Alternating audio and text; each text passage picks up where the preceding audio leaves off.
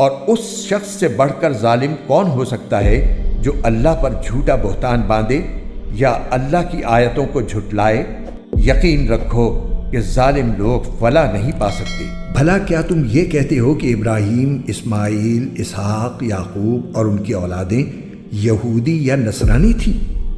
مسلمانوں، ان سے کہو، کیا تم زیادہ جانتے ہو یا اللہ؟ اور اس شخص سے بڑا ظالم کون ہوگا جو ایسی شہادت کو چھپائے جو اس کے پاس اللہ کی طرف سے پہنچی ہو، اور جو کچھ تم کرتے ہو اللہ اس سے بے خبر نہیں ہے۔ اور اس شخص سے بڑا ظالم کون ہوگا جو اللہ پر جھوٹ باندھے جبکہ اسے اسلام کی طرف بلایا جا رہا ہو، اور اللہ ایسے ظالم لوگوں کو ہدایت تک نہیں پہنچاتا۔ یہ لوگ چاہتے ہیں کہ اپنے منہ سے اللہ کے نور کو بجھا دیں، حالانکہ اللہ اپنے نور کی تکمیل کر کے رہے گا، چاہے کافروں کو یہ بات کتنی بری لگے۔